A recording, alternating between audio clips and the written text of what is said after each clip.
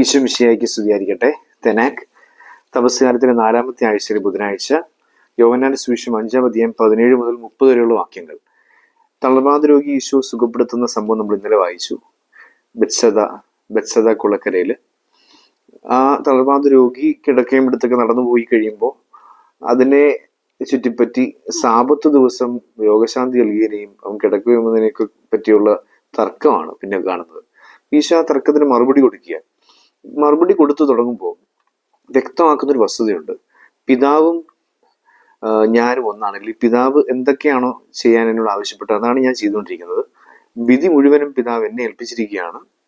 അങ്ങനെ നിത്യജീവനിലേക്ക് പ്രവേശിക്കുവാനായിട്ട് പിതാവ് അനുവാദം തരുന്ന പോലെ എനിക്കും അനുവാദം തരാനായിട്ട് സാധിക്കും. അല്ലെങ്കിൽ നന്മ ചെയ്യുന്നവരെ ഞാൻ എന്നോടൊപ്പം കൂട്ടും എന്നൊക്കെ പറയുന്ന വളരെ വിശദമായിട്ടും വിധിയും നിത്യജീവനും ഒക്കെ സംബന്ധിക്കുന്ന കാര്യങ്ങളാണ് പറഞ്ഞു പോകുന്നത്. ഈ ഭാഗത്തേക്ക് പ്രവേശിക്കുമ്പോൾ യേശു പറയുന്നൊരു കാര്യമുണ്ട്. അക്കാലത്ത് യേശു യഹൂദന്മാരോട് പറഞ്ഞു, എൻ്റെ പിതാവ് ഇപ്പോഴും പ്രവർത്തന നിരതനാണ്, ഞാനും പ്രവർത്തിക്കുന്നു. സാപത്തിനെ കുറിച്ചുള്ള തർക്കം വഷളാകുന്നതിന്റെ ഒരു കാരണം ഒരു ബ്ലാസ്ഫമി എന്നൊക്കെ പറയുന്നൊരു കാര്യം, ദൈവത്തെ പിതാവ് ആയിട്ടൊക്കെ പറയുമ്പോഴത്തേക്ക് അത് അങ്ങനെ പറയാനായിട്ട് എങ്ങനെ സാധിക്കുന്നു ഇവന് എന്ന രീതിയിലാണ് ഈ തർക്കമൊക്കെ തുടങ്ങുന്നത്. അവിടെ ഈശോ സൂചിപ്പിക്കുന്ന കാര്യമുണ്ട്, പിതാവ് ഇപ്പോഴും പ്രവർത്തന നിരതനാണ്, ഞാനും പ്രവർത്തിക്കുന്നു, ഞങ്ങൾ വിശ്രമിക്കുന്നില്ല. ഇതാണ് വായിക്കേണ്ടത്. നമ്മള് ഉൽപ്പത്തി പുസ്തകത്തിലെ 2-ാം അധ്യായത്തിലെ 2-3 വാക്യങ്ങളിലാണ് ദൈവം സൃഷ്ടികർമ്മം പൂർത്തീകരിച്ചിട്ട് വിശ്രമിച്ചതിനെ കുറിച്ചുള്ള വാക്യം കാണുന്നത്. ആ വിശ്രമിച്ച ദിവസത്തെ വിശുദ്ധീകരിച്ചു, അത് സാബത്തായി മാറി നമ്മൾ വായിക്കുന്നത്.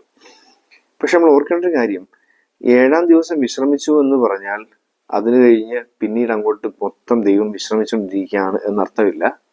7-ാം ദിവസം വിശ്രമിച്ചു എന്ന് പറയുമ്പോഴത്തേക്ക് കൃത്യം ഒരാഴ്ച കഴിഞ്ഞ് വീണ്ടും 7-ാം ദിവസം ദൈവം വിശ്രമിക്കുന്നു എന്നും അർത്ഥമില്ല. നമ്മൾ മനസ്സിലാക്കേണ്ടത് ഈ ആഴ്ചയും ദിവസവും ഒക്കെ 7-ാം ദിവസം എന്നൊക്കെ പറയുന്ന കാര്യങ്ങൾ ദൈവം മനുഷ്യന് നൽകിയതാ. ദൈവം അതിന് അതീതനാണ്. പിന്നൊരു കാര്യമുള്ളത്, ഈ ക്രിയേഷൻ കംപ്ലീറ്റഡ്, റെസ്റ്റോറേഷൻ സ്റ്റാർട്ടഡ്, അതാണ് മനസ്സിലാക്കേണ്ടത്. ഈ സൃഷ്ടി പൂർത്തീകരിക്കപ്പെട്ടു 6-ാം ദിവസം ദൈവം വിശ്രമിച്ചു. പിന്നെ 8-ാം ദിവസം മുതൽ അല്ലെങ്കിൽ വീണ്ടും 1-ാം ദിവസം മുതൽ എന്ന് നമ്മൾ പറയുന്നത് ആ ഒരാഴ്ചയുടെ കണക്കനുസരിച്ചാണെങ്കിൽ ദൈവം എന്ത് ചെയ്യുന്നു എന്ന് ചോദിച്ചാൽ ദൈവം സ്നേഹം കൊണ്ട് ഇതിനെ റിപ്പയർ ചെയ്തുകൊണ്ടിരിക്കുന്നു. ഇതാണ് ഇതിന് സംഭവിക്കുന്നത്. ഇതെല്ലാം ഇങ്ങനെ മനുഷ്യൻ പിന്നെ ഇതെല്ലാം ഇങ്ങനെ തകർത്തുകൊണ്ടിരിക്കും, ഒരു വശത്തു നിന്ന് തകർത്തുകൊണ്ടിരിക്കും, ദൈവം ഇതിങ്ങനെ റെസ്റ്റോർ ചെയ്തുകൊണ്ടിരിക്കും. റെസ്റ്റോറേഷൻ, റിപ്പയറിങ്, അതാണ് നടന്നുകൊണ്ടിരിക്കുന്നത്. അപ്പൊ അതില് ഒരിക്കലും വിരാമമില്ല, അതിങ്ങനെ കണ്ടിന്യൂ ചെയ്ത് പോയിക്കൊണ്ടിരിക്കുക. അതിന്റെ ഭാഗമാണ് ഈശോ ഭൂമിയിൽ ചെയ്ത അത്ഭുതങ്ങളും ഈശോ പഠിപ്പിച്ച പാഠങ്ങളും എല്ലാം നന്മ പുനഃസ്ഥാപിക്കാൻ വേണ്ടിയുള്ളതായിരുന്നു. സൗഖ്യം നൽകുക എന്ന് പറയുമ്പോൾ പോലും ആ ശരീരത്തിന്റെ ക്രമം തെറ്റിയുള്ള അല്ലെങ്കിൽ ആ ഒരു വികലതകൾ അല്ലെങ്കിൽ കുറവുകൾ അതിനെ ഈശോ റിസ്റ്റോർ ചെയ്യുകയാണ്. മുടന്തന് നടക്കാനുള്ള ശേഷി നൽകുമ്പോഴും അന്ധന് കാഴ്ച നൽകുമ്പോഴും കുഷ്ഠരോഗിയെ കുഷ്ഠമില്ലാത്തൊരവസ്ഥയിലേക്ക് മാറ്റുമ്പോഴും ഒക്കെ ഈശോ ഇത് റിസ്റ്റോർ ചെയ്യുക. ഈശോയുടെ വാക്കുകളിലൂടെ ഈശോ സമൂഹത്തിൽ നടമാടിയിരുന്ന തിന്മയെ ഇല്ലായ്മ ചെയ്തുകൊണ്ട് നന്മയെ റിസ്റ്റോർ ചെയ്യുകയാണ്. അത് നമുക്ക് കാണാൻ സാധിക്കും. ഇങ്ങനെ ആ ഒരു പ്രവർത്തനത്തിൽ ദൈവത്തിന് റെസ്റ്റ് ഇല്ല. നമ്മൾ ഈ സങ്കീർത്തനമൊക്കെ വായിക്കുമ്പോൾ 121-ാം സങ്കീർത്തനം 4-ാം വാക്യത്തിൽ പറയും, ഇസ്രായേലിലെ ദൈവം ഉറങ്ങുകയില്ല, മയങ്ങുകയില്ല എന്ന് പറയുന്നൊരു വാക്യം നമ്മൾ വായിക്കുന്നുണ്ട്. ഇസ്രായേലിന്റെ ദൈവം ഉറങ്ങുകയില്ല, മയങ്ങുകയില്ല. അവന് അങ്ങനെ ഒരു ചെറിയ രീതിയിൽ പോലും അവൻ വിശ്രമിക്കുന്നില്ല എന്നാണ് നമ്മൾ മനസ്സിലാക്കേണ്ടത്. അതായത് ഈ വിശ്രമം എന്നതിനെ നമ്മൾ ചിന്തിക്കുമ്പോഴത്തേക്ക് അതിനെ ഒരു ശരീരവുമായി ബന്ധപ്പെട്ടൊരു കാര്യം, ക്ഷീണിക്കുന്നു, വിശ്രമിക്കുന്നു എന്നൊക്കെ പറയുന്നൊരു കാര്യമായിട്ടാണ് നമ്മളെപ്പോഴും നമ്മൾക്ക് ചിന്തിച്ച് മനസ്സിലാക്കാൻ സാധിക്കുക. കാരണം നമ്മൾ ആ രീതിയിലാണ് വിശ്രമിക്കുന്നത്. പക്ഷെ ഇവിടെ ദൈവത്തിന്റെ ഇടപെടലിനെ, ദൈവം അശരീരിയാണ്, ദൈവത്തിന്റെ ഇടപെടലിനെ സംബന്ധിച്ചിടത്തോളം ദൈവം ഇങ്ങനെ നിരന്തരം ആ ഒരു റെസ്റ്റോറേഷൻ എന്ന കർമ്മത്തിലൂടെ കടന്നുപോയിക്കൊണ്ടിരിക്കുകയാണ് പല രീതിക്ക്. അപ്പൊ ഇത് തന്നെയാണ് ഈശോയും ചെയ്യുന്നത് നമുക്ക് കാണാൻ സാധിക്കും. ഈശോ ഇത് തന്നെയാണ് ചെയ്യുന്നത്. ഈശോ മനുഷ്യനെ അവതരിച്ചു. സ്വാഭാവികമായിട്ടും ഭക്ഷണം ആവശ്യമായിട്ടുണ്ട്, വിശ്രമം ആവശ്യമായിട്ടുണ്ട്. വിശ്രമിക്കാൻ പോകുന്നതിനെ കുറിച്ച് ബൈബിളിൽ പലയിടങ്ങളിൽ പറയുന്നുണ്ട്. പക്ഷേ ഈശോയുടെ പ്രവൃത്തി തലത്തിൽ ഈശോ പറയുകയാണ്, ഞാൻ പിതാവ് പറഞ്ഞ കാര്യങ്ങളാണ് ഞാൻ ചെയ്തുകൊണ്ടിരിക്കുന്നത്, ഞാൻ നിങ്ങളോട് പറയുന്നതും ചെയ്യുന്നതും. അപ്പോൾ അതുകൊണ്ട് ആ പിതാവ് ഏൽപ്പിച്ചിരിക്കുന്ന കാര്യങ്ങൾ ഞാൻ പൂർത്തീകരിച്ച് മുന്നോട്ട് പോവുക. മറ്റൊരിടത്ത് 14-ാം അധ്യായത്തിൽ നമ്മൾ വായിക്കുന്നത്, 14-ാം അധ്യായം 9-ാം വാക്യത്തിൽ പീലിപ്പോസിനോട് ഈശോ പറയുന്നുണ്ട്. പീലിപ്പോസ് ഈശോയോട് ചോദിക്കുകയാണ്, ഞങ്ങൾക്ക് പിതാവിനെ കാണിച്ചു തരുമോ, ഞങ്ങൾ കണ്ടിട്ടില്ല. അപ്പോൾ ഈശോ പറയാ, പീലിപ്പോസെ, എന്നെ കാണുന്നവൻ പിതാവിനെ കാണുന്നു, ഞാനും പിതാവും ഒന്നാണ്, ഞാൻ പിതാവിനും പിതാവ് എന്നിലുമാണെന്നൊക്കെ പ്രതിമിറ്റം കൊണ്ട് പറഞ്ഞു പോവുക. അപ്പോൾ പിതാവ് എന്തൊക്കെയാണോ ചിന്തിക്കുന്നത്, പിതാവ് എന്തൊക്കെയാണോ ആഗ്രഹിക്കുന്നത്, അതാണ് പുത്രൻ ഭൂമിയിൽ ചെയ്തുകൊണ്ടിരിക്കുന്നത്. ഇതെന്തിനാണ് നമ്മളെ പഠിപ്പിക്കുന്നത്? നമ്മളെ പഠിപ്പിക്കുന്നതിന്റെ കാരണം, ഞാൻ പിതാവ് പറഞ്ഞ കാര്യങ്ങളും ആവശ്യപ്പെട്ട കാര്യങ്ങളും ഞാൻ ചെയ്തുകൊണ്ടിരുന്നുവെങ്കിൽ എന്നെ സ്നേഹിക്കുന്ന നിങ്ങൾ ഞാൻ പറഞ്ഞ കാര്യങ്ങൾ ചെയ്തുകൊണ്ടിരിക്കണം. നിങ്ങളും പ്രവർത്തന നിരതരാവണം. എൻ്റെ പിതാവ് പ്രവർത്തന നിരതനായിരിക്കുന്നത് പോലെ ഞാനും പ്രവർത്തിക്കുന്നു, അതുപോലെ നിങ്ങളും പ്രവർത്തിക്കണം. നിങ്ങളും ഇതിങ്ങനെ റിസ്റ്റോർ ചെയ്യാൻ വേണ്ടി പ്രവർത്തിക്കണം.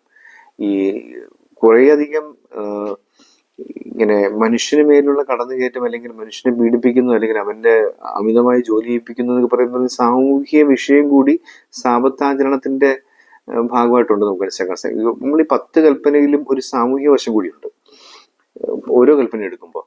അങ്ങനെ ഒരു സാമൂഹ്യ വശം കൂടി കർത്താവിന്റെ ദിവസവുമായിട്ട് ബന്ധപ്പെട്ട് നമുക്ക് കാണാൻ സാധിക്കും. പക്ഷെ അവിടെ നന്മ ചെയ്യുക എന്ന് പറയുന്നൊരു കാര്യത്തിന് തടസ്സമില്ല. അത് ഈശോ വ്യക്തമാക്കുന്നു. ഈശോ പറയുന്നതാണ്, സാപത്തിൽ നന്മ ചെയ്യുന്നതോ തിന്മ ചെയ്യുന്നതോ ഏതാണ് ഉചിതം എന്ന് ഈശോ ചോദിക്കുന്നുണ്ട്. അപ്പോൾ നന്മ ചെയ്യുന്നതിന് വിരാമമില്ല. നമുക്കിങ്ങനെ സിമ്പിളായിട്ട് ചിന്തിച്ചെടുക്കാവുന്ന ഒരു കാര്യം ഇതാണ്. നമ്മളിങ്ങനെ പ്രാക്ടിക്കൽ സൈഡ് ചിന്തിക്കാവുന്ന ഒരു നല്ലൊരു ചിന്തയുണ്ട്. ഇങ്ങനെ തിയോളജിയും കാര്യമൊക്കെ മാറ്റി വെച്ചിട്ട് നമ്മൾ ചിന്തിക്കുകയാണെങ്കിൽ, we are resting in our social media, we are resting in our phone. അപ്പോൾ നമ്മളെപ്പോഴും ചിന്തിക്കും, എനിക്ക് പെട്ടെന്ന് റിലേറ്റ് ചെയ്യാൻ പറ്റിയ നമ്മൾ ചെയ്യേണ്ട കുറേ നന്മ പ്രവൃത്തികളുണ്ട്. കുറേ വായിക്കുക, പഠിക്കുക, പ്രാർത്ഥിക്കുക, മറ്റുള്ളവരെ കേൾക്കുക, സംസാരിക്കുക, ഒരു വൈദിക നിലയിൽ എനിക്ക് ചെയ്യാവുന്ന കുറേ കാര്യങ്ങളുണ്ട്. ഒരു കുടുംബത്തിൽ അപ്പൻ ചെയ്തുകൊണ്ടിരുന്ന ജോലി മാത്രമല്ല, ജോലി കഴിഞ്ഞാൽ പിന്നെ ഫുൾ റെസ്റ്റ് എന്നുള്ളതല്ല, അപ്പനായിരിക്കുക എന്ന് പറയുന്ന ഒരു ദൗത്യമുണ്ട്. അതിന്റെ പ്രവർത്തനങ്ങളുണ്ട്.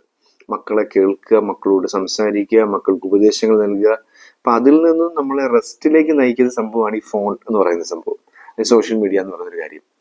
മക്കളും അങ്ങനെ തന്നെയാണ്, അല്ലെങ്കിൽ ജീവിത പങ്കാളികൾ പരസ്പരം. അപ്പൊ ഈ പറയുന്ന റെസ്റ്റിംഗ് എന്ന് പറയുന്ന സംഭവം പാടില്ല എന്ന് ഈശോ പഠിപ്പിക്കുക. എൻ്റെ പിതാവ് പ്രവർത്തന നിരതനാണ്, ഞാനും പ്രവർത്തിക്കുന്നു.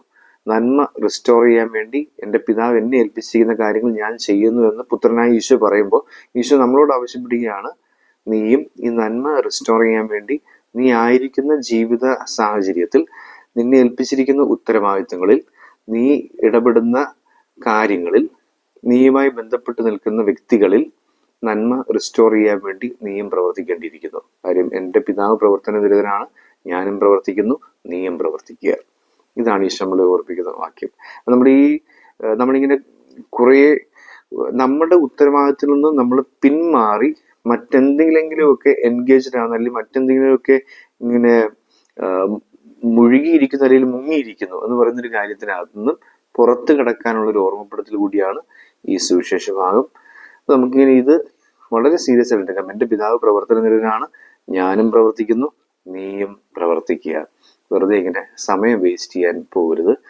മറ്റുള്ളവർക്ക് നന്മ ചെയ്യുന്നതിന് നീ ഒരു ദിവസം കഴിയുമ്പോൾ നമ്മൾ ഓർക്കുക, ഈ ഒരു ദിവസം കൊണ്ട് ഏൽപ്പിച്ചിരിക്കുന്ന കൃത്യമായ ഉത്തരവാദിത്തങ്ങൾക്ക് അപ്പുറത്തേക്ക് മാറി ഒരു ചുവട് കൂടെ മുന്നോട്ട് വെച്ചിട്ട് എന്നെ കൊണ്ട് മറ്റൊരാൾക്ക് എന്ത് പ്രയോജനം ഉണ്ടായി, എന്നിലൂടെ മറ്റൊരാളിലേക്ക് എന്ത് നന്മ കൈമാറ്റം ചെയ്യപ്പെട്ടു. ഇതാണ് ഈ സുവിശേഷം നമുക്ക് മുന്നിൽ ചോദിക്കുന്ന ഒരു വലിയ ചോദ്യം. നമ്മുടെ ഹൃദയത്തിലേക്ക് സ്വീകരിച്ചുകൊണ്ട് നമ്മളിലൂടെ ക്രിസ്തു പ്രവർത്തിക്കാൻ നമുക്ക് നമ്മളെ തന്നെ വിട്ടുകൊടുക്കാം. ദൈവം നമ്മെ അനുഗ്രഹിക്കട്ടെ.